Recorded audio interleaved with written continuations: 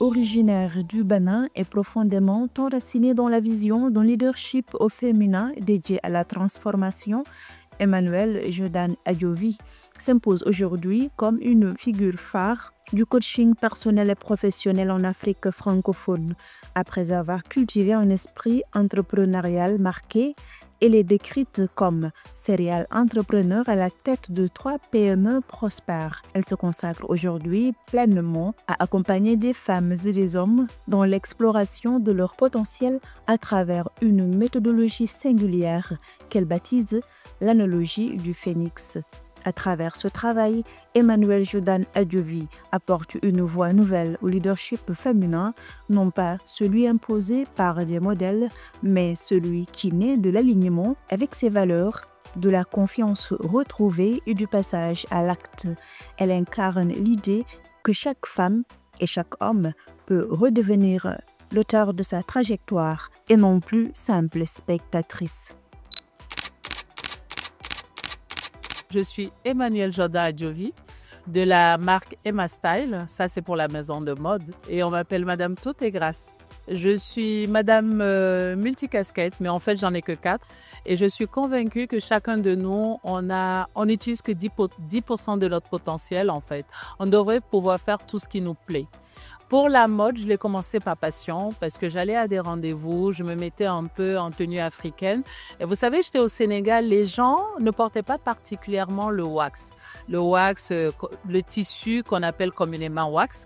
Et quand j'ai commencé par créer des tenues pour moi, ça a plu à des gens et j'ai lancé la maison de mode comme ça.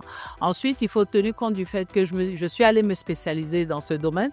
Et comme je l'ai dit, j'ai lancé cette marque depuis 2006. Je fais un gros fashion show à Dakar, Emma Style Show, où j'invite d'autres créateurs. Pour la deuxième casquette, en fait, c'est une agence d'événementiel parce que j'ai fait une école de gestion.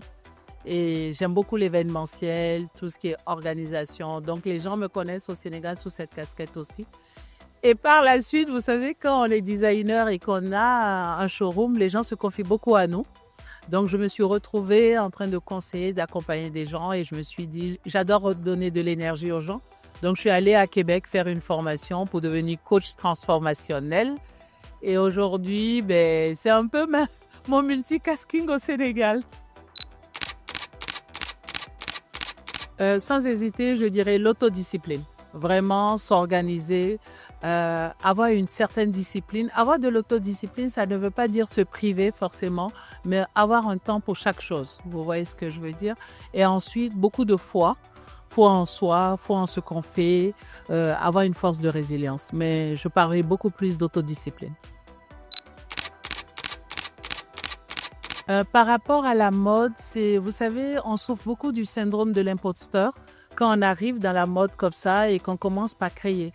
Donc, il y avait ce complexe du syndrome de l'imposteur au début. On ne se sent pas crédible pour parler de mode.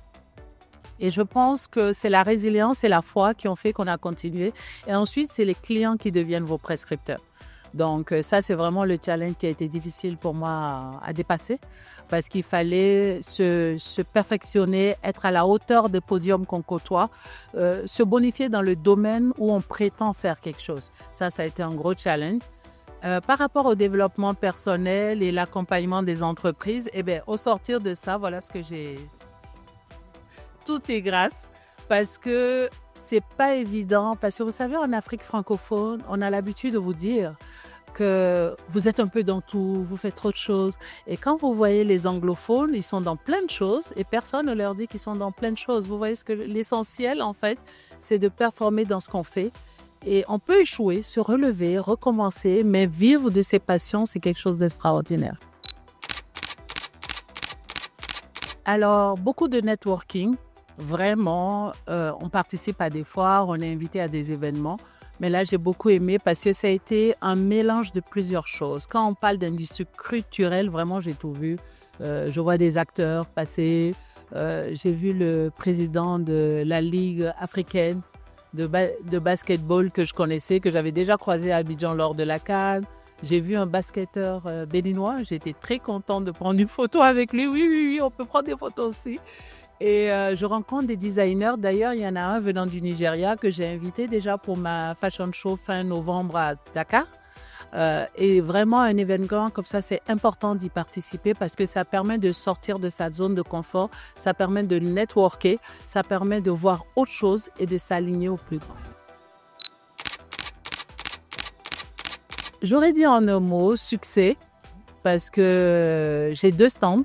Ça a été la coïncidence. On avait déjà pris un stand avec l'ADPME qui fait la promotion des entreprises au Sénégal, qui nous a invités à participer à cet événement. Et par la suite, Cannes m'a choisi pour faire un autre stand ici pour l'Expo Luxe. Donc, je vais dire succès parce qu'on a vendu ici et là-bas. Donc, je pense que c'est que du bonheur et c'est avec plaisir que je serai à celui du Nigeria.